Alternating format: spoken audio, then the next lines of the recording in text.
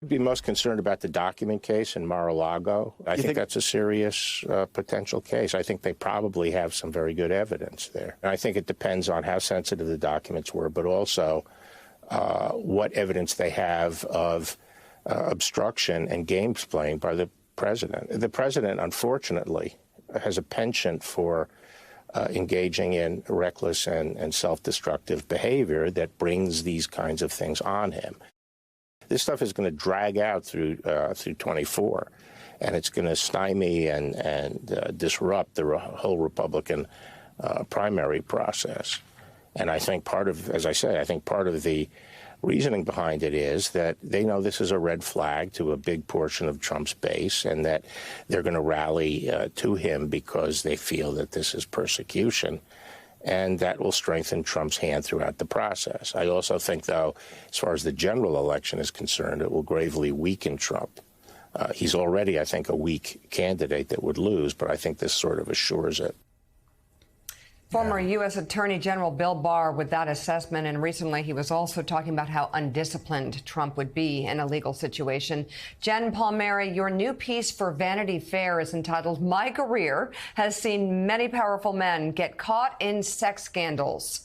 Donald Trump knows he's vulnerable, and you write in part, quote, "My career, which began in the early 1990s, aligned with the dawn of a new age of accountability. So it did not surprise me when, out of the 3 criminal investigations of former President Donald Trump currently underway, it was the one involving a cover-up of an affair that resulted in the first indictment against him.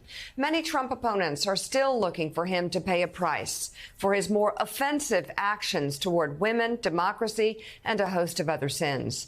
But the public's frustration is not what the criminal justice system is there to rectify, nor should it be a vessel to satisfy the public's political desires.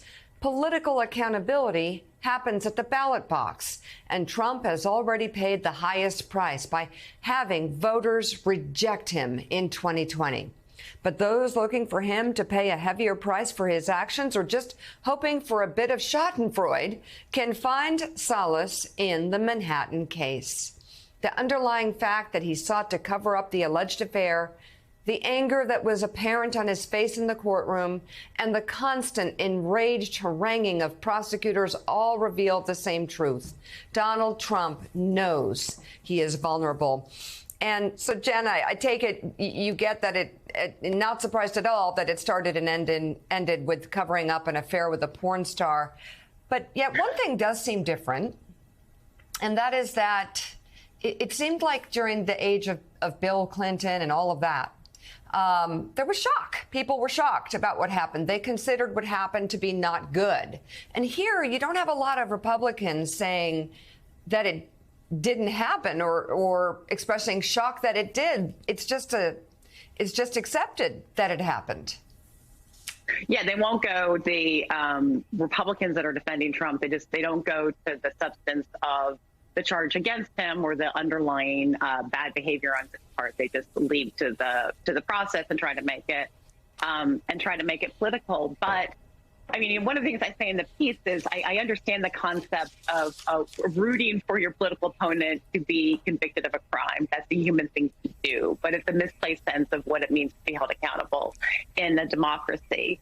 And this, there was a similar charge. I worked for John Edwards. There's a not identical, but similar charge against him. Ultimately, a jury decided that the prosecution had not made their case, and there was a mistrial there. He was not convicted. I was glad. I did not want him to be. I did not want to see John Edwards go to jail. But these things are up to juries. They're not up to they're not subject to public opinion. It doesn't mean that public opinion doesn't matter. And even though Republicans aren't talking about the underlying behavior, bad behavior of Trump, as you said, Mika, voters are. And there was a lot of consternation, and Democrats were fretting that this Stormy Daniels case is not the best case to move forward with first, as if it would be appropriate for prosecutors to coordinate on these matters, which of course it's not. But I just don't think that's true. I think people understand and you see polling. Last week there was polling that 60% of people polled said that they supported the indictment. I know there's new polling this week that suggests that number may go even higher, but Trump sketchy behavior with a woman that Donald Trump does to protect himself politically, I think Americans hear that and say, yeah, that checks out. That sounds like something that guy would do. And regardless of party affiliation, that adds to, that just adds to the burden of if even Republicans are thinking like, wow, it's just too much with this guy. There's just too much hypocrisy, too much baggage. Jen, Mara Gay here in the New York Times. Your piece was great. I guess I'm wondering, part of the irony here for me is that Donald Trump was allegedly, covering up a consensual affair. And, of course, there have been many accusations against the former president of sexual misconduct and even rape. And so this is not what this is about.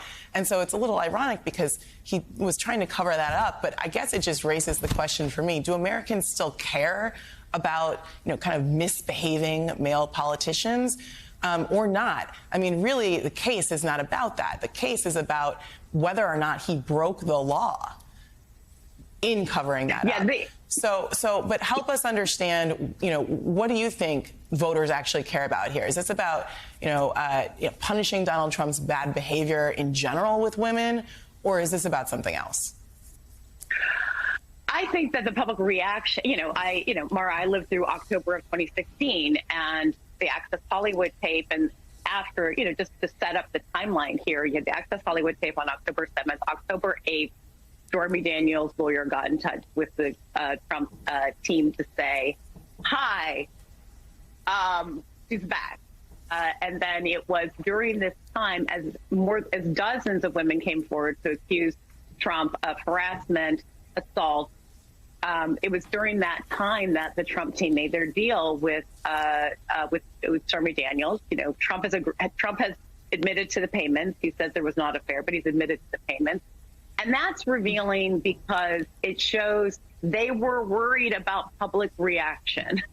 As much bravado as Trump was showing in 2016, talking about how women were too unattractive and too fat for him to assault, that's pretty offensive. That they were worried about this story becoming public, and they paid a significant amount of money to keep it from becoming public.